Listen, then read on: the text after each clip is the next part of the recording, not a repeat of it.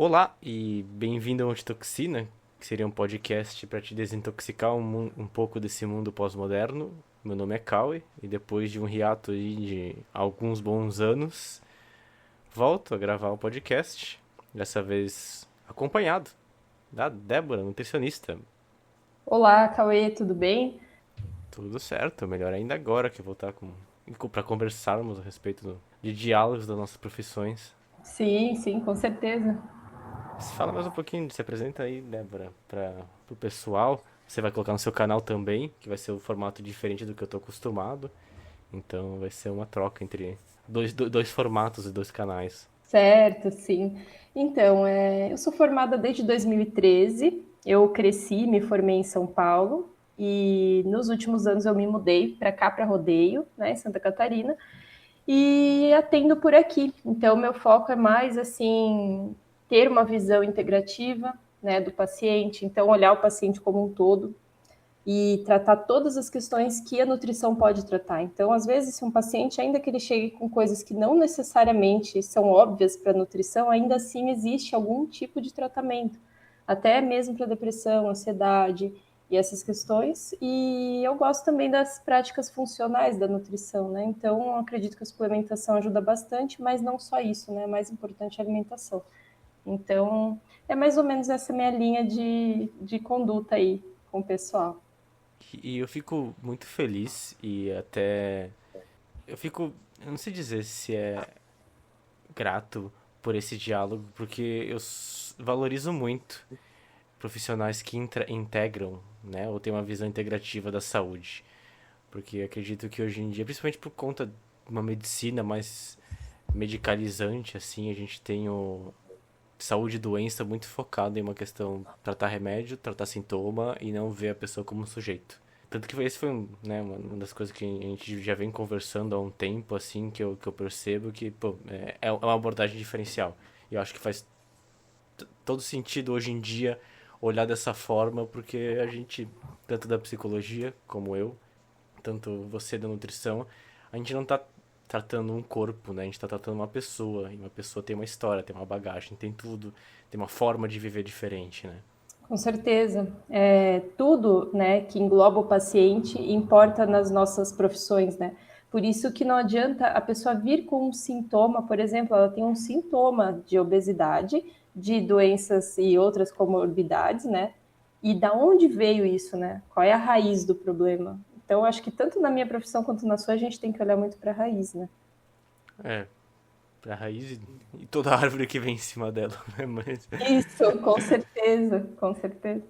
e, bom, acho que esse episódio pra mim é um pouco diferente, né? A gente bolou 5 perguntas cada um. Eu faço uma pergunta pra você, você faz uma pergunta pra mim, né? A respeito de temas de intersecção entre as nossas duas profissões que se debruçam um pouco mais a respeito desse diálogo, né?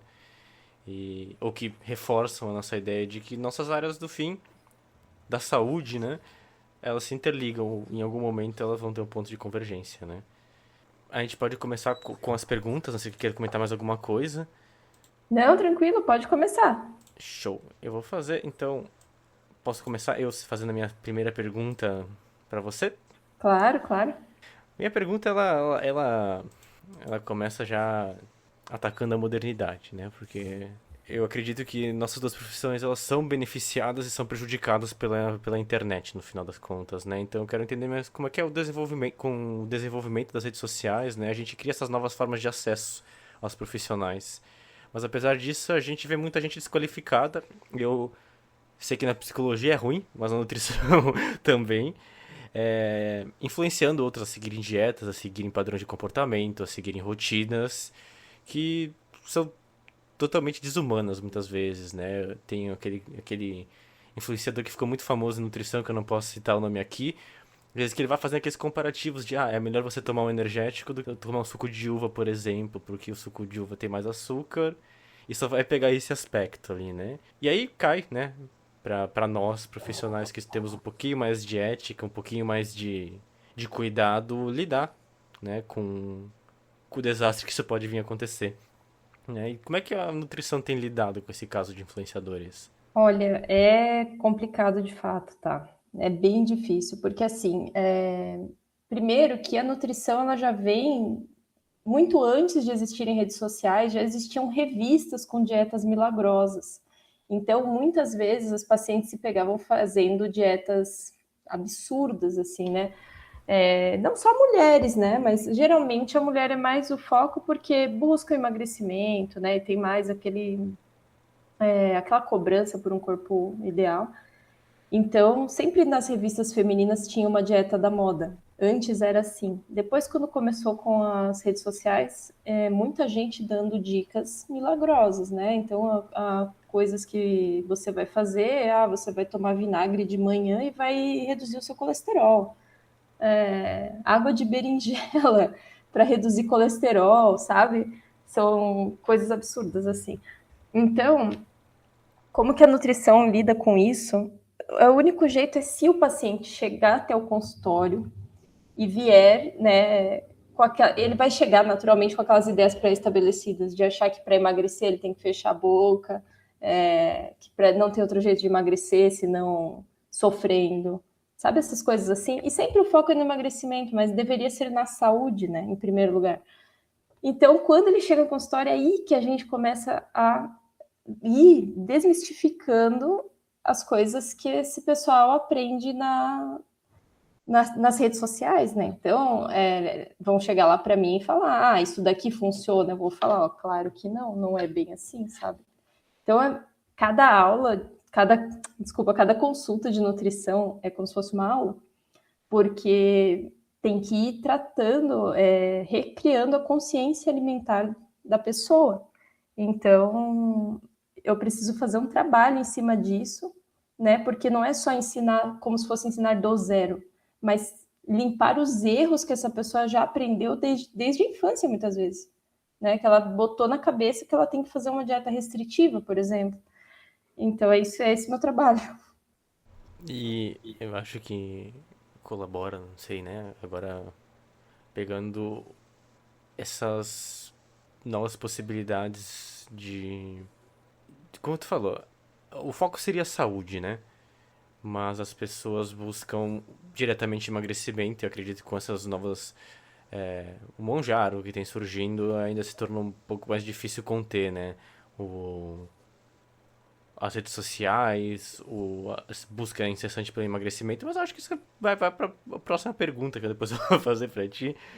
Mas só comentando que na psicologia essa questão da gente vai psicoeducando, né? A gente chama de psicoeducação. Quando a gente vai conversando com o paciente, tentando realmente fazer o trabalho de ensinar. Quando a gente percebe que tem alguma coisa ali que ele precisa ser educado, a gente vai realmente pegando passo a passo, desconstruindo uma ideia que às vezes a família traz, né? E construindo de volta esse novo saber. E eu sinto que a psicologia vai para outro caminho, mas é um caminho que dói igual. Quando tu chega com às vezes a pessoa nem se consultou contra profissional, mas ela já tem a ideia radical de fazer as coisas ou toda uma ideia de punição mesmo, que tu precisa sofrer pra para seguir uma forma mais saudável de viver. Sim, sim, e deveria não ser assim, né? Porque viver de forma saudável deveria ser uma forma mais feliz de se viver. Mas, no entanto, não é bem assim, né? Porque justamente porque essas ideias foram colocadas na cabeça das pessoas. Então, e às vezes, muitas vezes, a pessoa sai do consultório com uma intervenção que ela foi orientada a comer de tal forma, mas ela tem tanto medo de comer daquela forma e não seguir aquelas práticas dietéticas que ela vinha fazendo toda vez que ela buscava emagrecer, sabe? Que ela acaba fazendo coisas da cabeça dela, ao invés de seguir a intervenção nutricional, sabe? A gente é muito, né? A gente é muito apegado naquelas coisas que a gente acredita, né? Até quando a gente recebe uma intervenção de alguém externo, a gente até fica relutante. Com certeza. Vamos seguir para a próxima? Sim, o que eu gostaria de saber muito assim da sua área, que é uma coisa que a nutrição definitivamente não consegue manejar sozinha, né? Precisa ter essa ajuda aí da psicologia. É muito comum no consultório pessoas que usam a comida como uma forma de regulação emocional. né? Então, toda vez que elas passam estresse, elas têm um impulso imediato de abrir um chocolate e comer alguma coisa. Ou então, passa um dia estressante, aí é o famoso eu mereço, e a pessoa quer sair para comer uma coisa bem calórica, assim. E esse é o sentido de recompensa dela. Eu queria saber, assim, como, se existe alguma técnica ou o que que a pessoa precisa trabalhar para que ela consiga desviar esse impulso, né, da comida para outras atividades que vão trazer essa regulação emocional para ela. Fiquei pensando, né, quando você mandou essa pergunta, porque não é só sobre comida, né?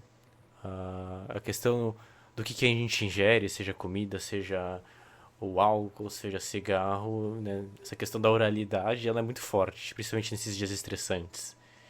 Então, acho que eu consigo comentar um pouquinho, né, do tocar dessas três possibilidades, né? Mas sem perder em foco a sua pergunta. Mas que no fim é uma coisa que você tocou mais ou menos no assunto antes, mas que a gente não come só para se nutrir, né? Na verdade, uma das últimas coisas que a gente busca hoje em dia é nutriente, né? Sim, sim. O, muitas pessoas elas veem a comida como um companheiro, né? A comida ela tem um lugar e a gente pensando por outras formas, ela ocupa um lugar de prazer, ela ocupa um setor que sair para comer com alguém é um evento social, né? Não estamos saindo para nos nutrirmos, né? Estamos saindo para aproveitarmos juntos e a comida tá ali participando, né? Quando a gente fala desse impulso de comer, tem que ter um certo cuidado, né? Porque a comida, ela, ou até o cigarro, ou até o álcool, que né, também a gente ingere, ou estão ali por via da oralidade, eles estão cumprindo um papel que é tipo, ok, meu dia foi estressante, meu dia tá acabando comigo, eu preciso de alguma coisa, de um companheiro que não me julgue. Né? Eu preciso de um espaço ali que, pô, me gere o prazer que o dia não deu, né? E, ah, como desviar isso para alguma outra questão, como a gente regular esse setor, é complexo colocar uma única resposta, né? A gente, na psicologia, a gente fala muito em uma rede de apoio, mas que seria ter contato com as pessoas ao nosso redor ou criar um espaço que a gente possa conversar a respeito dessa experiência, mas tentar significar o que comer ou o que ingerir alguma coisa tá significando ali. Porque, ok, se o problema é estresse, tipo, alguma coisa vai te estressar, né? Mas quando você tem essa possibilidade de entender, de dialogar ou até conversar com outra pessoa quando esse impulso chega, você consegue pensar em outras alternativas. E seria até prejudicial eu falar e tentar dirigir isso para outro ponto. Ah, não coma, você, sei lá, sai para fazer atividade física, mas tá, mas não é isso que a pessoa tá buscando. A pessoa tá buscando um companheiro ali, né? Um companheiro que eu digo, no caso, alguma coisa que gere esse prazer, que gere esse bem-estar. Porque comer é bom, né? Mas é mais como se fosse uma jornada de autocuidado, de entender o que aquilo está significando para você. Se aquilo realmente vai ser um espaço de cuidado, de entendimento, ou de tipo, ok, eu estou merecendo, né? Eu odeio essa palavra de merecimento para você se recompensar, ou estou tentando esconder outra coisa que está aparecendo ali, que é não consigo lidar com o meu dia de estresse e eu preciso de um tampar um buraco, por assim dizer. Certo. Será que se a pessoa for buscando essa autoconsciência de entender por que, que ela está buscando aquela compensação na comida e não em outras coisas, será que isso ajuda? Assim, transtornos alimentares no geral, eles são uma coisa um pouco mais complexa da psicologia trabalhar. São coisas que vão ser tendo microavanços, por assim dizer. E falando de transtorno, as compulsões, assim, às vezes de comer por impulso, né? Ou às vezes A gente pode comentar disso mais depois, como anorexia e bulimia, que também aparecem, né? Porque são coisas que, vez ou outra, como é um ponto seguro, a pessoa acaba retornando pro comportamento, Ah, sim. Uhum. né? Então, por mais que fique um bom tempo, às vezes sem ter um momento de ansiedade, né? De que ataque uma compulsão alimentar. Não chama compulsão, mas tipo o impulso para comer bastante ou para eu vou usar uma palavra, né, de sabotar essa dieta, né? Mas que fica muito tempo, não impede que isso vá voltar a acontecer. Mas quando a gente vai tentando destinar para outras atividades ou entender esse comportamento, a gente consegue lidar melhor com isso. Só que em algum momento a gente vai ter que lidar com o fato que a gente tem que comer de volta. Uhum. Né? A gente vai se deparar na nossa frente com um prato de comida novamente, porque é uma necessidade básica da nossa vida. E a gente vai se deparar com um momento e vai ter que entender que, tipo, olha, não, eu tô na minha rotina alimentar, ou eu não posso, ou eu quero, e tentar realmente entender o que tá por trás disso. Certo, entendi. Bom, nesse caso, então, pode-se dizer que a pessoa teria que passar por um processo terapêutico para ela ir reestruturando esse comportamento ao longo do tempo, então. É que imediatamente isso nunca cessa, né? Como se a gente seria muito muito bom assim poder falar, não, amanhã eu não vou mais atacar a geladeira, por exemplo. Uhum. Seria até antiético da minha parte poder falar que uma coisa vai se mudar de um dia para o outro, Oh, claro. né? Mas é uma coisa que eu olhando assim em casos clínicos, retorno, a gente não consegue falar, não, ó, vamos destinar isso de outra forma, sem que, às vezes, esse outro comportamento também pode causar um exagero, né? Talvez não seja na comida, mas a pessoa pode estar exagerando em outra coisa, que é um caso que, infelizmente, aparece muito hoje, que se a gente falar, vamos destinar para outra atividade, e a pessoa troca o comer por passar muito tempo no celular, por exemplo. Aí seria pior ainda. Pode ser ruim das duas formas, né? Não sei dizer o que vai colocar ali como melhor ou pior, né? Porque para pessoas diferentes isso vai ter de formas diferentes, né? Mas voltando só naquele ponto que foi no início, tipo, a rede de apoio é muito interessante por isso, porque ela é um espaço daí que a gente vai fazendo uma troca com o outro. E isso aparece com outras compulsões, né? Eu trabalhei um tempo no grupo do Alcoólicos Anônimos aqui de Timbó. Ah, que legal. É, e não é por via da comida, mas também é pela via da ingestão, da oralidade, né? Porque o prazer oral, pelo menos pela psicanálise, ele é uma coisa bem primordial, né? A criança mama, né? Ou depois da chupeta. Então, o que passa pela boca gera prazer. O álcool é uma dessas questões. Mas firmar uma rede que você pode chegar e conversar com alguém no momento em que você está pensando em ter um deslize, por assim dizer, né? No caso dos alcoólicos, uma recaída, é o que né, mantém a pessoa na realidade, no que está acontecendo na vida dela, no que ela está sentindo. Isso aí tem que elogiar um pouco a internet, né? Quando ele cria grupos de pessoas que podem conversar a respeito de um determinado tipo de sofrimento, determinado tipo de dor, né? Me parece ser também uma tática muito interessante, né, para que a pessoa tente, né, recuperar o controle, né? Não que ela tenha perdido exatamente o controle, mas pelo menos driblar aquele impulso, né? Driblar o impulso é uma jogada de palavras interessantes, assim, né? Porque parece que a gente sempre tá em jogo com alguma coisa, por assim dizer. E Uhum. essa força sempre vai acontecer, né? A gente, querendo ou não, a gente sempre está buscando um certo tipo de prazer.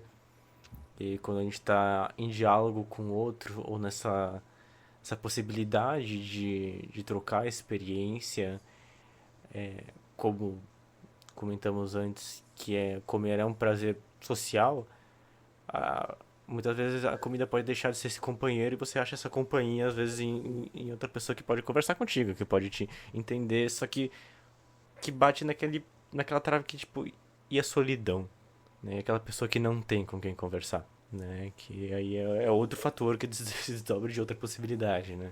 Poxa, com certeza.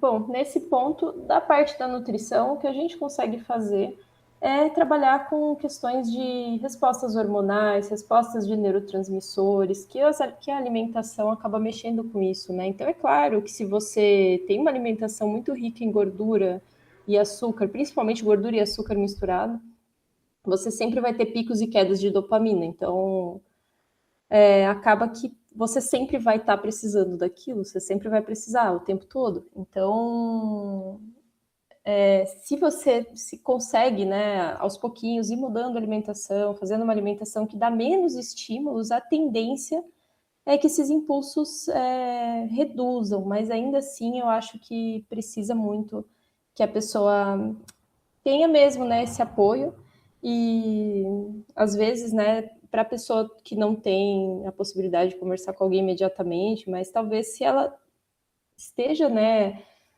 presente numa terapia, acredito que ajudaria bastante. Eu queria muito soltar alguma coisa agora, mas eu acho que ela encaixa mais na tua pergunta seguinte, então eu fiquei. Não na pergunta seguinte, mas uma pergunta depois, que eu acho que vai encaixar agora que você falou de dopamina. Mas. É, um processo terapêutico ele vai tentar desconstruir de pouco em pouco, né? Ele talvez não vá fazer um milagre, não vai conseguir agir tão imediatamente assim, mas eu acho que tanto o acompanhamento nutricional para esse caso, porque querendo ou não, eles chamam que o nosso aparelho digestivo é o nosso segundo cérebro, né, por algum motivo. Sim. E aliando essa possibilidade, também vai em direção a um slow living, assim, que é a possibilidade de viver um pouco mais lento, né, com as coisas te estimulando menos, que hoje em dia se tornou impossível. Mas eu vou falar isso um pouquinho mais depois. Certo. Posso passar para uma próxima pergunta? Pode, pode. Eu acho que eu vou inverter. Eu vou falar minha terceira pergunta, se não tiver problema, Não, tranquilo. porque daí engaja, acho que talvez no que a gente já tá falando, assim, né? Que é no consultório, ele aparece, né, a demanda da estética. Você falou no início, né? O Uhum, emagrecimento aparece antes da vida saudável, claro. na maioria das partes, né? E aí vem essas medicações milagrosas, né? Que não consideram os outros aspectos da saúde, né? E eu percebo que isso explodiu agora em 2026. Eu acho que a demanda de questões estéticas apareceu muito na internet, nas consultas, uma cobrança muito forte. E como é que tem se apresentado esse cenário para vocês da nutrição? Olha, é preocupante, né? Primeiro porque ainda que o paciente tenha prescrição médica, muitas vezes o médico prescreve é, sem, sem um embasamento justo para isso, né? O ideal seria, o paciente está com muitos problemas derivados da obesidade. Então, assim, ele está a ponto de ficar diabético, ele está com uma hipertensão absurda, para dizer assim as questões básicas, tá? Relacionadas à obesidade. Tem uma esteatose hepática importante, ok. Vamos iniciar com o uso do Monjaro. Porém, o uso do Monjaro é muito complicado. Se a gente voltar só para questões estéticas, é mais complicado ainda. Mas ainda quando tem comorbidades, também é difícil. Por quê? Quando esse paciente não tem hábitos saudáveis, não vai para academia, não tem massa muscular, não tem quase nada de massa muscular, e ele usa o medicamento, né, durante o tempo prescrito, e quando ele para, ele volta a ganhar peso, porque ele não mudou os hábitos e ele não tem massa muscular para sustentar essa perda de peso. Então, acaba que ele fica dependente do medicamento, por assim dizer, né? Porque se ele para de tomar, ele engorda. E as pessoas começam a ficar com medo, porque a partir do momento que elas se veem mais magras, os elogios sociais começam a aparecer. Então, assim, isso é uma coisa que também a gente tem que prestar atenção, porque muitas vezes a gente elogia uma pessoa que emagreceu, mas a gente não sabe como ela fez isso. E às vezes foi com muito sacrifício, com muitas práticas totalmente não saudáveis, assim, sabe? Muitas vezes essa pessoa se destruiu para chegar naquele peso. Então, será que a gente deveria ficar trazendo elogios em relação à aparência ou comentários? Eu acho que a aparência das pessoas deveria ser uma coisa que a gente deveria perder um pouco o hábito de comentar sobre, né? Porque isso causa muito desconforto, né? E em relação, né, quando a pessoa tem essa cobrança estética tão grave e começa a colocar a saúde dela em risco por conta de uma estética, eu acho que a pessoa precisa repensar um pouco. Porque muitas vezes a pessoa toma um Mounjaro, ganha uma pancreatite, sendo que ela não precisava tomar. Porque assim, vamos falar a realidade, né? Tá muita gente pegando isso de forma totalmente clandestina. Não precisa ter uma prescrição médica. E não é só isso, né? Isso, na verdade, sempre foi assim. Hoje a gente tem esse medicamento. Antigamente, eram remédios à base de anfetamina, né? Ainda se for puxar muito mais atrás, tinha coisas absurdas que as pessoas faziam para emagrecer. Então, eu acho que a pessoa precisa repensar e buscar um caminho mais equilibrado em relação a isso, né? Porque o resultado rápido é aquilo que eu sempre falo. A pessoa não ganhou o peso do dia para a noite. Ela também não vai perder do dia para a noite. Demora, né? Mas se ela tiver paciência e der um passo de cada vez, ela alcança, sabe? Eu acho triste que o formato de podcast agora não me permite, mas eu tava, tipo, anotando, pulando e sorrindo e concordando a cada palavra que você falava. Porque eu acho que uma coisa que eu concordo imensamente, que acho que a gente devia perder um pouco desse, dessa fixação em elogiar o corpo das pessoas. Ou de falar sobre o corpo da outra pessoa. Se não tiver espaço, claro, mas parece que a primeira coisa mais invasiva do mundo, nossa, como você emagreceu, nossa, você tá diferente porque você tá assim, ou quando não tem aquele apontamento, nossa, você engordou, nossa, né, que geralmente essas coisas se acompanham, né, e eu percebo que esse movimento de buscar o Monjaro, ele tá meio que atrelado àquilo que a gente tá falando, que é uma falta da consciência do que isso vai te causar. Como você falou, tem a pancreatite, tem aquelas pessoas que estão em uso de Monjaro e de repente engravidam e a criança ainda, né, tem poucos estudos, mas às vezes nasce com uma calcificação, né? E pelo menos foi um dos casos que eu acabei lendo, né? Deve ter outros sintomas que daí eu acabei não buscando, mas que também vem de uma falta de consciência de entender que, tá, mas por que eu tô fazendo isso, né? Porque nesse paradigma da estética saúde, né? A gente sabe que tem muitas pessoas gordas que são muito mais saudáveis do que as pessoas magras, né? Mas quem é colocado naquele pedestal ali de que está fazendo muito esforço para a própria saúde é a pessoa magra, por exemplo. Mas é essa aflição que daí eu percebo mais na clínica, que é a aflição da pessoa que agora está cumprindo uma norma, né? Que pô, a pessoa emagreceu, às vezes se vai pegando peso, ela se pega no desespero, né? Porque, meu, agora eu conquistei os elogios, que era aquilo que eu sempre busquei, e eu não tô conseguindo manter, e às vezes aparecem outros problemas de saúde nesse processo, e aí desmonta, né? Todo o discurso que foi apontado pra ela que ela devia emagrecer por muito tempo. Quando você falou que, tipo, acho que é muito interessante da abordagem integrativa de ver as coisas, que é, bom, se você ganhou seu peso durante 5 anos, que tal a gente trabalhar durante 5 anos pra trabalhar na sua saúde, pra trabalhar no que você tá tentando almejar? É, assim,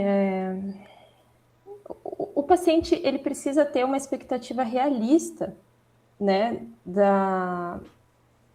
de como ele pode, em quanto tempo ele pode alcançar o objetivo que ele quer, né? Assim, ao mesmo tempo que eu condeno a pressão estética, eu não condeno que a pessoa queira ter um determinado corpo X, tá ok, tudo bem, mas assim, e vamos equilibrar o tanto de sacrifício que você vai fazer por isso, né? Porque não vale a pena você perder a tua saúde, você perder momentos felizes com a tua família, né? Ou então você entrar numa vibe de dieta que você vai levar a marmita pro casamento, Ai, meu Deus, eu acabei de entendeu? pensar nisso também. Eu também lembrei disso agora. Você vai levar a marmita pro casamento, você vai começar a recusar de sair porque você não vai comer com teus amigos e não, né? E assim, às vezes, para ser bem honesta, às vezes eu pego paciente de obesidade grau 2 que a gente consegue resolver em um ano, tá? Dentro de uma expectativa realista, da pessoa fazendo as coisas com pequenas metas. Então, assim, não é ela olhar para aquilo e pensar, meu Deus, tenho que perder 30 quilos. Não, eu tenho que perder 4 quilos em 3 meses. Pô, é muito mais fácil pensar assim, né? Aí eu alcancei essa meta, beleza, eu vou para a próxima, e assim vai. Então, sabe, o problema de hoje também é o imediatismo de tudo, né? Porque o mundo moderno, as redes, tudo, acostumou muito a tudo ser na hora, né? E não é bem assim em relação à saúde, porque o corpo ele precisa do tempo dele para se recuperar, né? Quantas coisas ruins a gente faz pro nosso próprio corpo e depois a gente quer que ele se recupere em meia hora? E acho que esse diálogo seria infinito, né? Porque quando a gente for entrar nessa do tempo cobrança, a gente pode puxar um degrauzinho ou um banquinho para comentar sobre cada aspecto, né? Ah, com Que, certeza. bom, eu estou satisfeito com essa resposta. Você quer comentar mais alguma coisa? Não, tranquilo. Pode ir para a próxima pergunta? Podemos ir. Certo. É, Você acha que assim, o que a gente observa hoje, né? Por exemplo, todo mundo sabe que fumar faz mal, né? Mas quem é fumante continua fumando. E não importa quantas imagens horríveis coloquem nas caixinhas de cigarro, as pessoas vão continuar fumando. Você acha que é possível criar uma consciência do que faz bem e o que faz mal e trazer isso à prática? E seguir isso? Tipo, pensar assim, isso aqui me faz mal, não vou fazer. Isso aqui me faz bem, é o que eu vou fazer. É uma pergunta bem complexa, né? Porque depende de muitos fatores. Eu acho que a pessoa, antes de mais nada, ela precisa estar, talvez, né? Não sei se você vai me confirmar isso, mas talvez ela precise começar com um trabalho mental para que ela consiga fazer as coisas que fazem bem para o corpo dela, né? Antes. Eu penso que deveria, talvez, começar na mente esse processo. O que você acha? É uma conversa interessante. Porque muda um pouquinho a frase que eu acho que é um trabalho afetivo. E eu tenho que falar para quem tá escutando a gente que eu acho que a gente já soprou um pouquinho nessa conversa antes dela acontecer. A gente não necessariamente só gosta do que nos faz bem.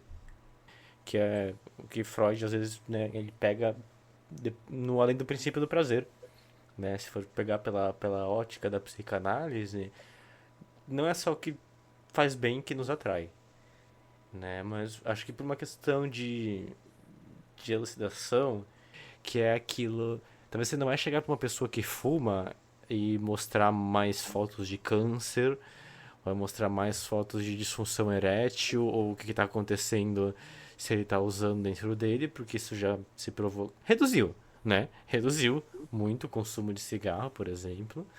Mas se chegar para a pessoa e falar assim: olha, né, agora eu vou pegar um caso hipotético de uma pessoa idosa com filhos e netos, né? Uhum. Se você parar de fumar, talvez tu consiga aproveitar mais com o teu neto. Vai conseguir correr atrás dele. Porque entende que pega numa questão afetiva? Sim, aí é Que é, uma questão mais profunda, né? sim, que é assim, talvez você não esteja. Claro, a gente não, não vai falar dessa forma, né? Como dentro do consultório, mas tipo assim, talvez você não esteja vivo para aproveitar com o seu neto quando ele crescer. Uhum, sim. Que a lógica de exercício, a lógica de se alimentar bem, é não pensar pela lógica daquilo que você está perdendo. E mudar essa ótica seria: eu vou pra academia para me exercitar e poder aproveitar alguns outros tipos de momentos. Eu não vou comer pra não fazer X, Y, Z para não me prejudicar, mas uma pessoa. Então, opa, na verdade, eu vou me alimentar de uma forma diferente, que é essa mudança de ótica, por assim dizer. De que é criar uma consciência através do afeto, mas através do que eu posso ganhar com isso. É uma questão bem complexa, né? Mas Então, pode-se dizer que ao invés da pessoa. Vamos ver se eu entendi certo, né? Ao invés da pessoa evitar fazer as coisas, tipo, deixar de fazer algo, ela mudar a perspectiva dela para outra forma, para outra expressão da vida, né? Para outra expressão do viver, né, dela. Seria isso?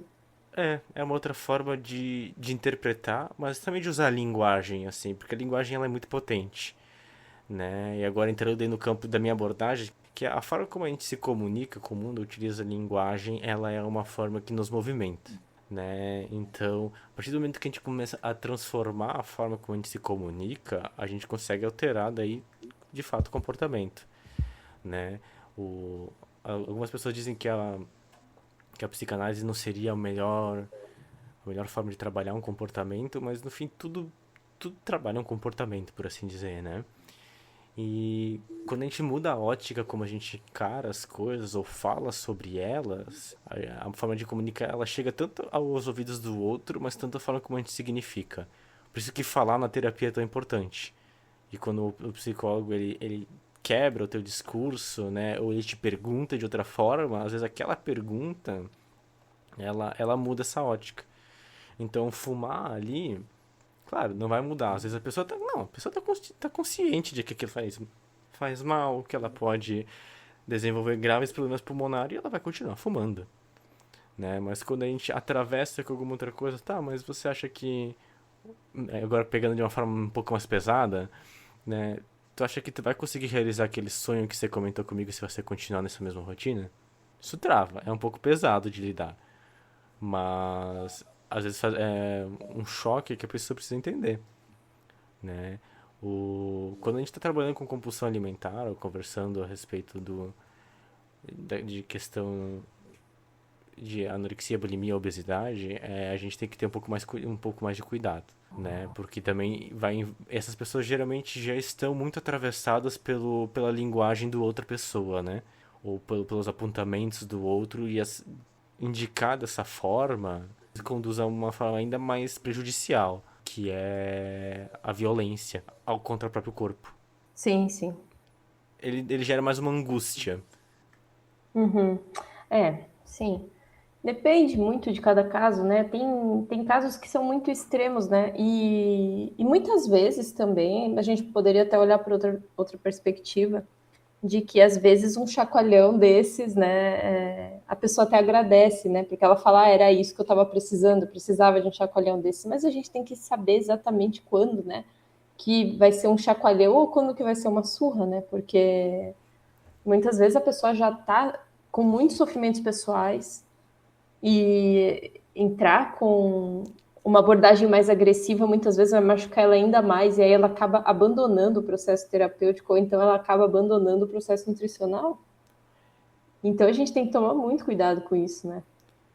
Sabe que na psicologia a gente tem essa frase que o tempo é sempre o tempo do outro. No caso, é sempre o tempo do paciente.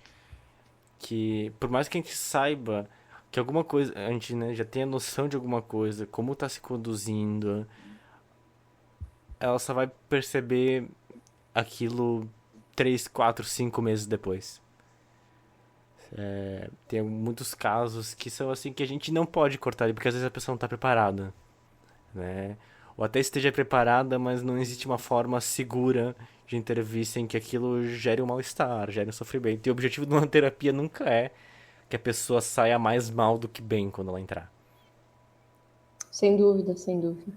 E acho que da minha parte é isso, não vou me debruçar demais.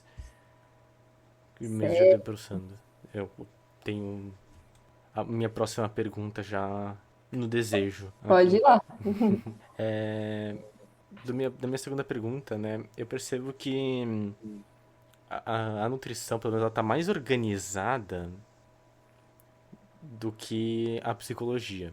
Claro, já comentamos que nossas duas profissões têm uma guerra entre profissionais, né? Mas eu percebo que uma coisa que, pelo menos, não sei se foi mérito só do Conselho Federal de Nutrição, mas as embalagens, que é uma forma de comunicação, elas se transformaram nos últimos anos, né? Agora a gente tem alto em açúcar, alto em gorduras bem grande, uma caixa bem alta na, na embalagem de todos os produtos. Acho que não tem nenhum que foge à exceção, assim. O que pra mim, né, pelo menos, né, é muito positivo, né? Porque as pessoas entram numa compreensão do que está em jogo ali, né? Jogo entre aspas. Só que fora desse contato de um profissional que gosta de analisar linguagem e comunicação, como é que os teus pacientes eles têm se relacionado com essa nova forma de comunicação, com essa consciência? E se tem essa mudança de, pô, meu, uma época que eu achava que isso fazia bem, hoje tá bem expresso em caixas altas bem grandes na embalagem que não faz. É, assim, essa questão da conscientização alimentar é bem complexa também, porque não, por mais que tenha tido realmente esse esforço, né, das entidades para trazer mais informação, né, e colocar um certo nível de verdade sobre os alimentos, né, então vai estar lá escrito bem grande que é alto em açúcar, é alto em sódio, é alto em gordura saturada, ou, enfim, isso não muda muito o costume do paciente, porque já vem tantos anos aquele produto na prateleira, então porque agora vem uma lupa ali escrito que é alto em sódio, é assim, sabe, é uma coisa que acaba não adiantando muito, por incrível que pareça, mas assim, deveria. Mas pelo menos quando, né, o paciente está vindo nas consultas e ele está criando uma consciência alimentar, aí sim isso ajuda muito, porque enquanto não se tem essa consciência alimentar, você vai olhar um rótulo e aquilo ali é um monte de palavra estranha. Agora, quando você começa a criar isso e tentar ter um interesse por aquilo que você está consumindo, aí sim é muito importante, né, saber mais ou menos, um pouco além, né, daquilo que está grande no rótulo, né? Então, o paciente vai começar a ler e ele vai começar a entender que aquilo é um conservante. Ah, tá, e o que o conservante faz de mal no meu organismo? Ah, tal coisa. Uma coisa que eu falo é que o pessoal fica muito chocado, né? Que eu conto para eles que tem um corante que é feito a partir de um inseto, né? E é um inseto muito feio. Então, quando eu mostro a foto para eles, eles falam, não acredito. E é justamente o iogurtinho de morango, né? É um corante vermelho. E esse corante realmente é feito a partir de um inseto terrível, assim. E eles ficam horrorizados com aquilo, né? Então, assim, por mais que tenha tido muitos esforços, né, para mostrar um pouco mais da verdade sobre alimentos industrializados, ainda assim a indústria sabe que isso está no costume da população há muito tempo e que as pessoas simplesmente vão ignorar aquilo e vão continuar consumindo, sabe? Por mais que... Mas ainda assim, eu acho sim que a gente tem que dar um certo mérito aos órgãos nesse ponto, porque a gente não está que nem nos Estados Unidos, né? Que a comida industrializada é muito mais barata do que a comida natural.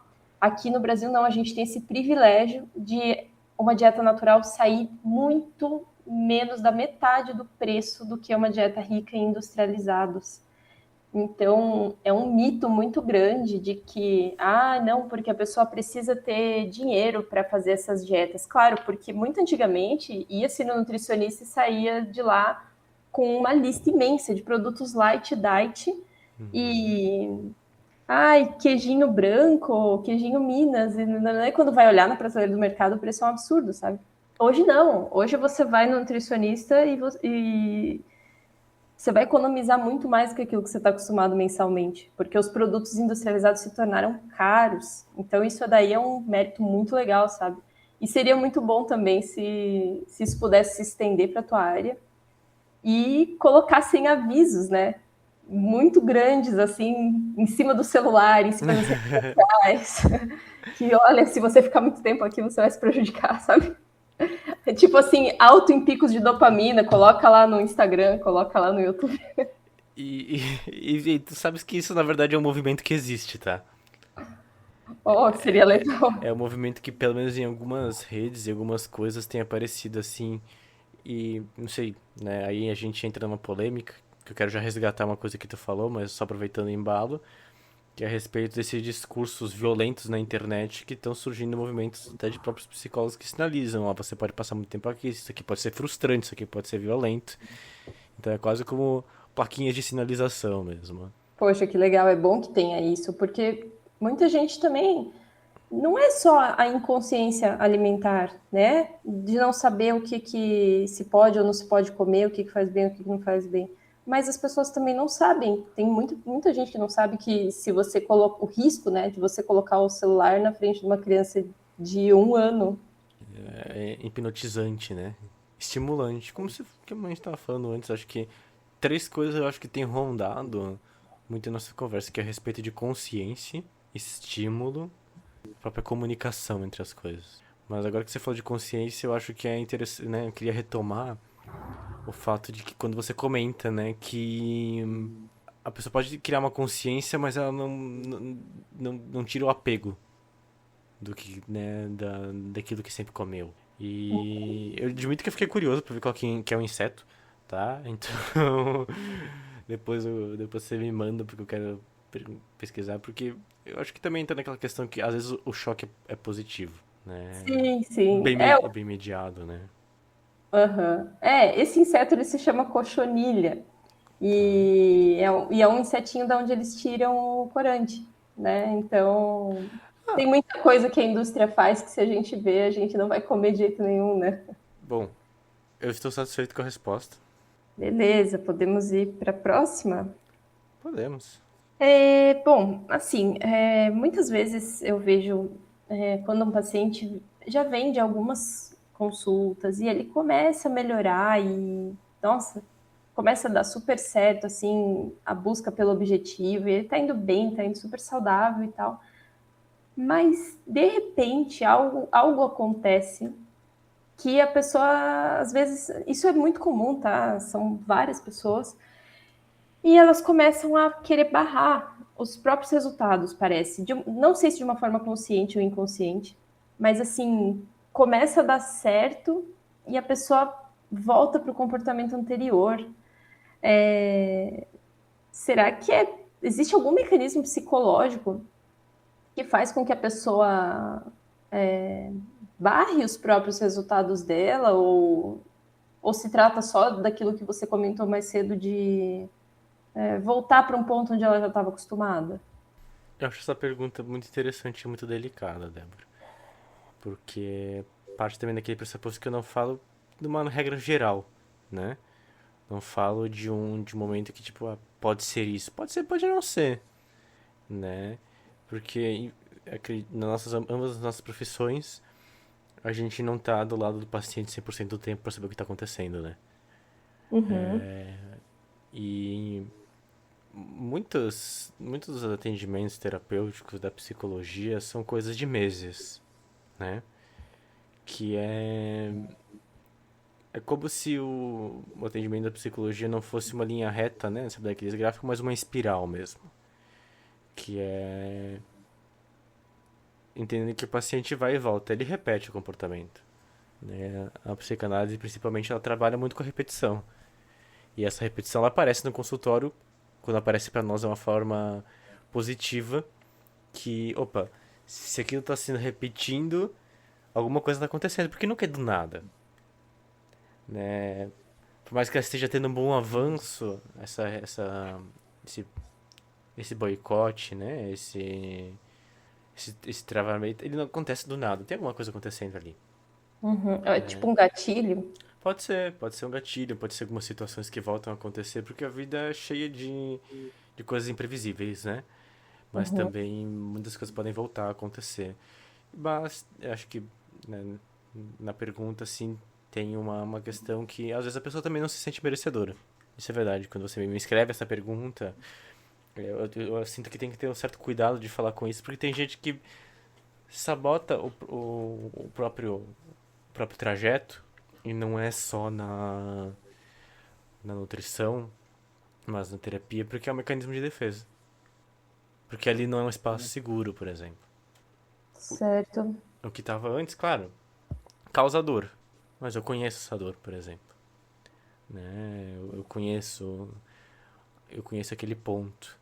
E é um percurso que invade todas as etapas da vida, né?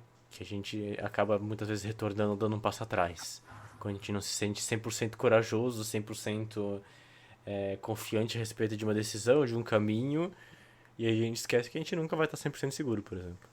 Certo, e você acha que é possível, então, dentro, né, da psicologia, a partir do momento que a pessoa começa o processo terapêutico, será que é possível conseguir parar uma hora de voltar para esse caminho de costume? Assim, não sei te dizer se é possível parar. Em algum momento sempre vai ter alguma coisa que vai aparecer pra nós que vai reviver um sofrimento, que vai causar um incômodo, uma estagnação. Muitas etapas da psicologia é aumentar o intervalo entre essas recaídas. Vou chamar de recaída aqui agora, tá? Mas aumentar o intervalo entre esses acontecimentos, que são estagnantes, angustiantes, que realmente imobilizam, por assim dizer. Erradicar totalmente, não sei te dizer se é possível, mas criar formas de lidar com ele e ir reduzindo os malefícios desse comportamento, daí sim. Ah, entendi. Perfeito. Se quiser seguir para a próxima, então pode ir. É claro que, né, falando assim, eu não posso, talvez até seja uma quebra de expectativas às vezes de algumas pessoas que eu não posso falar, não, faça isso, né?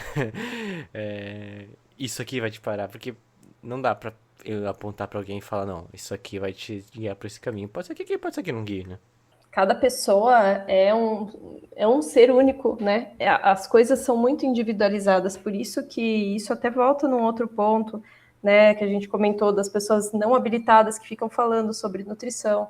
E isso também dentro da área da psicologia, porque tá cheio de gente que quer dar soluções rápidas para tudo, né? Mas cada ser humano é um ser humano, então a pessoa precisa passar por esse processo e até ela encontrar qual é o melhor caminho para ela, né? Com certeza. E é a questão de olhar cada pessoa como alguma coisa muito singular com o próprio caminho também. Oh, com certeza. E eu acho que, bom, pelo menos é a minha última pergunta, né? A gente tá com 1 hora já, não sei, a gente pode estender isso por mais algum tempo também. Que é voltar a falar de, de redes sociais, que na psicologia, né, pelo menos, a gente vê a rede social como um aspecto comparativo. É muito importante, as pessoas se comparam demais, né? E a gente lida com isso de uma forma, a gente tenta quebrar o discurso de que a internet não é um palco, que a pessoa que tu vê é uma pessoa falsa, né? Uhum. E como é que a pessoa que... Como é que você lida com uma pessoa que já chega se comparando dentro do consultório de nutrição? Que já chega com esse objetivo assim, não, eu quero, né, eu quero viver como tal pessoa, quero me alimentar como tal pessoa, ou até quero aparecer como tal pessoa. Olha, eu acho que dentro de uma situação dessa caberia conscientização, né? Antes, porque assim, aquilo que pode parecer muito claro para muitas pessoas, para outras nem tanto. Porque tem pessoas que andam nas redes sociais e elas vão acreditar que aquilo é real, sim, né? Que aquela mulher tem o corpo perfeito, que não tem uma espinha no rosto, o cabelo é impecável, que aquilo ali é do jeito que ela acorda todo dia. Eu acho que cabe uma conscientização de que, primeiro, existe edição de imagem, existe todo um marketing por trás, existe luzes que a pessoa tira a foto para favorecer certo ângulo e que não é o jeito que ela vai acordar todo dia. Já começa por aí, né? Então, primeiro, trabalhar essa conscientização de que aquilo não é real. E depois, trabalhar qual é a verdade por trás da vida de um influencer, né? Então, vamos supor, uma mulher que seja influencer fitness ou alguma coisa do gênero. Olha, como é a vida por trás disso? Por trás do corpo bonito e do treino perfeito que ela expõe na rede social. Ela tem que fazer uma dieta árdua, ela deixa sim de cumprir vários eventos e de viver e de estar com amigos, ir num evento, sabe? Ir numa festa onde ela vai ter que sair da dieta. Muitas pessoas que estão nesse mundo fitness aí acabam fazendo isso. Então, assim, cabe perguntar para o paciente, né? Você sabe que esse é o plano de fundo dessa pessoa, né? Então, você vai querer seguir esse plano de fundo igual? Porque não é só ter o corpo bonito, né? Mas é tudo o sacrifício que a pessoa faz para ter aquele corpo. Será que vale a pena? Tem que colocar isso numa balança, porque eu, por exemplo, falando por mim, né? Se fosse eu, para mim não vale a pena, porque é aquilo que você falou mais cedo. A alimentação ela está envolvida com uma série de fatores. Então, é que nem tem muita paciente minha que fala assim: ah, mas tal dia eu vou na casa da minha mãe e ela vai fazer tal coisa, e aí eu não vou poder deixar de comer. Eu viro para ela e falo: não deixe de comer, de jeito nenhum. Você não vai deixar de comer o que a tua mãe fez, o que a tua avó fez para você, porque você tá numa dieta, pelo amor de Deus, não. Então, aí ela vai aprender, né, claro, a ter moderação para encontrar para também adequar isso aos objetivos dela, mas ela não vai deixar de viver para isso. Então, eu acho que a resposta é conscientizar, porque aquilo não é real e o pouco que é real envolve muito sacrifício. Então, coloque isso numa balança. É isso que você quer? É isso que vai te fazer feliz? Ok. A gente entra com a dieta tal e faz a suplementação necessária e ok. Para você atingir a maior performance do teu corpo. A gente coloca todos os recursos ergogênicos que a gente puder. Mas isso tem que estar conectado com a felicidade da pessoa, né? Às vezes a pessoa também não sabe o que faz ela feliz, né? Exatamente, exatamente. Às vezes ela acha que ela vai ser feliz se ela tiver aquele corpo, né? É muito complicado, né? Mas assim, no fundo, a gente sempre tenta sempre trazer para um equilíbrio, né? Não deixar a pessoa ir por esses extremos, porque a gente também não vai deixar a pessoa entrar num padrão absurdo, né? Eu, pelo menos, não faço isso. Tem profissionais que fazem, mas aí já não é a minha conduta, né? A minha conduta não. Eu também não vou deixar o paciente entrar dentro daquilo que é saudável ainda, tranquilo, podemos fazer. Mas passou disso, começou a ficar muito extremo, eu já não sou muito a favor, entende? E eu oriento, eu aviso e falo sobre todos os riscos, né? Isso aí eu faço bastante. E acho que são os limites da nossa profissão. Você fala, não, a partir desse ponto aqui eu já não consigo te guiar dessa forma. Acho que É, às vezes até, pelo menos na psicologia até cabe, às vezes assim, não, eu vou te fazer um encaminhamento para outro profissional. Não sei como é que é pra vocês, né? olha, com certeza. É algo que eu faria sim, é algo que eu faria, porque tem certos padrões alimentares, tem certas dietas, é um mundo, né? A nutrição é um mundo inteiro. E a pessoa querer seguir por algo que eu sei que não vai fazer bem para a saúde dela e entra num conflito comigo mesma, entendeu? Porque eu vou estar encaminhando ela para algo que vai ser prejudicial para ela, para mim isso não tem sentido nenhum, eu não jamais faria isso. Uhum. Então, eu prefiro não fazer. De fato, seria um caso que, se me viesse, eu realmente preferiria encaminhar para outro profissional, sim. E só comentando a respeito ali que você comentou dessa. Às vezes, não vou comer comida que minha mãe fez por causa disso. Que também é um excesso de moralidade, assim, né? Parece que tem que seguir a risca, né? É tudo ou nada, é 8 ou 80. Não sei se tu viu aquele caso. Meu, isso aí eu também. Eu nunca vou acreditar que é verdade, pra mim é piada, tá? Que o cara foi pedir conselho na internet porque ele ia sair com uma pessoa, né? Eles iam no cinema e ele perguntou se ia ser muito esquisito ele levar a marmita no meio do date pra não sair da dieta. Eu acho que é real, tá? Eu acho que é real. Eu já vi muitas vezes isso acontecer e realmente acontece. Ai, que terrível. É isso, as minhas perguntas. Eu tenho mais uma para te fazer. Ok. Bom, eu costumo trabalhar bastante o mindful eating, né, nas consultas, que seria o comer consciente, né, uma forma de não fazer a alimentação no automático. Então a pessoa está ali na correria do dia a dia e ela passa uma raiva e ela simplesmente abre um chocolate, nem pense, nem sente o gosto, nem viu como é que é.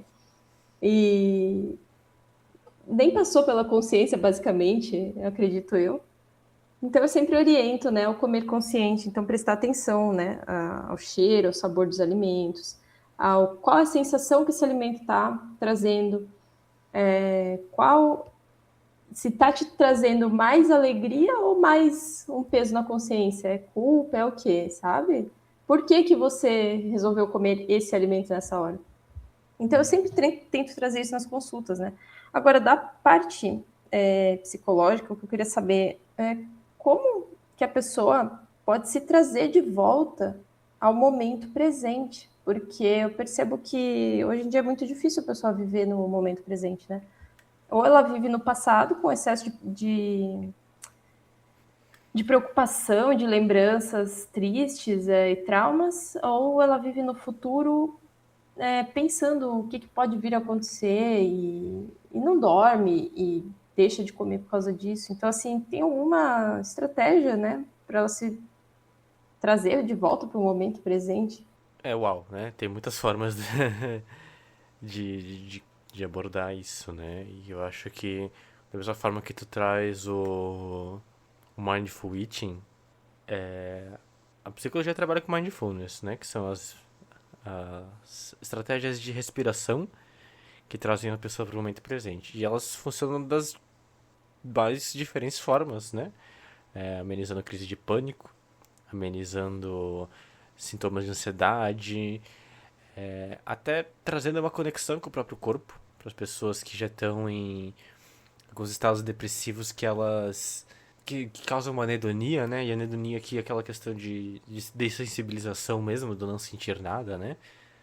E a gente trabalha muito através da respiração, né? E existe uma certa desmistificação necessária que as pessoas às vezes veem a meditação como algo muito religioso, né? Algo muito espiritual, quando na verdade a psicologia já criou essas abordagens de respirar, de retornar para o momento presente através da respiração em si, como práticas científicas. Mas aí, comentando a respeito do Mindful Eating, e disso é uma questão que é quase contraproducente com a lógica de hoje em dia, né? Porque se tudo é tá acelerado, é consumir o máximo possível, é tá pensando demais, é projetar demais, isso quase vira quase uma própria revolução, assim, pegando essa palavra, porque você quebra todo um paradigma. Você quebra com a realidade daquilo que demanda, porque o trabalho vai te demandar fazer 1000 coisas ao mesmo tempo, e você não dá conta, você projeta pro futuro, você fica imaginando, você fica se angustiando, e fala a respeito de amanhã e fica pensando como é que vai ser, ou pelo passado aquilo que você não fez, aquilo que você devia ter feito, e você tenta ficar criando, né, um novo resultado para as coisas que você fez ou deixou de fazer. Eu acho que, pelo menos agora, né, falando da minha própria jornada, a meditação tem feito é quase um divisor de águas, assim, divisor de barreiras, o antes e o depois, né? Também entra um pouquinho com essa lógica do tempo de fazer as coisas. Retoma não tempo ágil, a gente volta a viver um segundo de cada vez. Tu consegue ficar mais perceptível da realidade, do que você está fazendo, do porquê aquilo que está acontecendo. Ou das sensações que passam pelo corpo. E eu acho que o que me cruza um pouco do Mindful Eating e da consciência, quando você me traz, que me parece muito a questão de menos contato com o processo de fabricação do alimento. Ou de fazer o prato. Isso nos afasta muito da consciência sobre o que está ali. Eu sinto que eu consigo fazer um paralelo até com... eu sou uma pessoa que come carne, mas tenho um desejo muito grande de transitar para o veganismo, por exemplo, que me coloca aquilo que quanto mais eu sei do processo de fabricação da carne, quanto mais eu tenho consciência, menos eu consumo. Quanto mais distante eu tô, menos, né, eu tô a respeito de cozinhar a carne, ou sei do processo, mais eu como, por exemplo. Ah, sem dúvida, sim. Essa perda do cozinhar, foi uma perda muito grande, né, que o mundo moderno nos trouxe, porque isso de cozinhar, isso também tem muito a ver com o afeto e com a energia do alimento que a gente come, porque é muito diferente você comer um fast food feito por um funcionário que está ali muito nervoso, insatisfeito com o seu trabalho, e você comer a comida que a tua mãe fez com o maior carinho para você. Isso, energeticamente, certamente, e sem sombra de dúvida, causa algum efeito no nosso organismo, né? Até que ponto será que é bom a gente consumir, né, esse processo energético dos alimentos também, né? Isso é outro ponto que entra mais pro lado da espiritualidade, acho. mas é muito interessante de pensar, né? E acho que o tempo e o intervalo entre as refeições tem sido uma coisa muito importante também, né? Que eu acho que eu percebo que nos últimos tempos as pessoas têm menos tempo de almoço. Uhum. Ou o tempo de almoço ele é destinado a comer assistindo. Daí você não dedica atenção. Ou comer rápido para mexer mais tempo no celular. Ou comer rápido para resolver outra coisa. Então, tá, se alimentar, que é uma necessidade básica, né, se alimentar bem, não tá sendo a prioridade ali. O que que tá acontecendo, né? Eu também me questiono muito isso. Eu também me questiono muito isso, porque assim, as pessoas trabalham para sobreviver, não? E aí, por incrível que pareça, por mais paradoxal que seja, o método que ela está buscando a sobrevivência está matando a própria sobrevivência dela, porque para trabalhar ela está deixando de comer, ela está deixando de dormir, ela está deixando de viver, e eu fico me questionando bastante sobre isso também, né? E não à toa as pessoas estão mais ansiosas e sofrendo cada vez mais, né? Quando eu tô almoçando sozinho, eu coloco alguma coisa pra assistir. Não vou ser hipócrita. Eu vou admitir, né? Quanto à pergunta, quando eu li ela a primeira vez, eu pensei, putz, cara, eu acho que eu tô precisando de um tempo de silêncio pra me relacionar melhor com a comida. Olha, sem dúvida. Por mais que a gente, às vezes pode ser uma busca por uma companhia, né? Isso de querer assistir enquanto come, mas é um processo que hoje a gente sabe que prejudica, porque a pessoa não está prestando atenção na mastigação dela, ela não está prestando atenção no tempo que ela demorou para comer, então quando ela menos percebe, né? Ela consegue ver que ela comeu em menos de 5 minutos um prato que demoraria no mínimo 20. Ela engoliu inteiro, ela não sentiu o gosto, e se amanhã eu perguntar para ela o que ela comeu ontem, ela não vai se lembrar. Então isso prejudica bastante, sabe? É importante esse processo de consciência alimentar, para que a pessoa saiba perceber, né? Como que ela está se alimentando. E outra coisa, né? Isso também influi em questões hormonais, porque a pessoa, quando ela come, por exemplo, estressada, com raiva, e o cortisol aumenta, a produção de ácido estomacal diminui, a digestão fica prejudicada, porque o corpo pensa, estou em modo de luta ou fuga, então não é hora de digerir comida, né? Então a digestão já fica prejudicada por aí, por isso que a gente traz isso para o Mindful Eating mesmo, que é para a pessoa relaxar naquele momento e deixar os problemas de lado e pensar, não, agora é meu horário de comer e é só isso, sabe? E se ela cozinhasse, né, nesse processo que foi perdido ao longo do tempo, seria melhor ainda, porque o tempo que você está cozinhando, o seu cérebro já está preparando a sua digestão, né? Que curioso, né? Que curioso pensar que a gente conseguiu alterar, acho que muito rápido, ao longo dessa análise dos últimos anos, em toda a nossa relação com esse comer, né? Porque para prestar nos últimos 20 anos, né, com o surgimento de fast foods, talvez, assim, tudo que era uma alimentação que era um banquete, que era um momento com a família, hoje é basicamente um impasse para fazer alguma outra coisa. Eu sou obrigado a comer, eu sou obrigado a fazer isso. Não quero cozinhar. Tem aquela questão de comprar marmitas prontas também já, que também supre uma demanda de tempo, né? Que tá, entre outros fatores isso ali, né? Mas eu fico, não, agora eu fiquei de fato assim, tipo, pensando, cara, minha relação com a comida mudou também. Não positivamente, admito, mas que ok, tem uma barreira ali que estou cumprindo um checklist de coisas que eu precisaria fazer no meu dia, que comer tá no meio que atrapalha a minha rotina. É mais uma coisa que a gente precisa pensar sobre o modelo, né? Que é o mundo moderno, como ele se tornou, e até que ponto valeria a pena a gente dar um passo atrás, né? As pessoas não são muito afins de dar um passo pra trás, né? Eu não sei, né? Às vezes o caminho muito à frente chega no abismo, né? Então, às vezes é hora de dar uma voltinha para trás, né? Eu acho que tem mais algum comentário, alguma coisa que você queira falar? Tranquilo. Acho que a gente pode deixar aí essa reflexão pro pessoal, né? Sim. O nosso episódio tá com 1h21. Uhum. Pelo menos sem os cortes no momento. É uma baita de uma conversa. E eu queria agradecer por ter topado essa ideia e termos construído esse episódio. Eu admito que eu saio um pouco angustiado. É sempre bom ter um pequeno incômodo, pelo menos, né? Pra me rever, né? Pra rever os meus hábitos também. Mas eu saio feliz por termos tido esse tipo de conversa. E obrigado por ter aceitado vir até aqui pra gente ter essa conversa.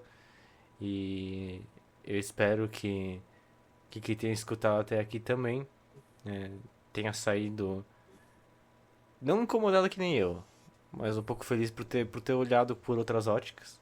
Ah, imagina. Eu que agradeço, aprendi bastante também e eu acredito que vai trazer muita informação importante aí para o pessoal que já passa comigo ou para o pessoal em geral, né? Os teus pacientes também. Acho que a gente vai conseguir trazer uma consciência de ambos os lados aí, né? Que vai ser útil para os dois. Então, espero que traga. O que eu espero é que traga bastante reflexão, sabe? Que as pessoas se perguntem, né? Se continuar nesse automotismo vale a pena ou não, né? Mas é isso. Então vamos encerrando o episódio por aqui.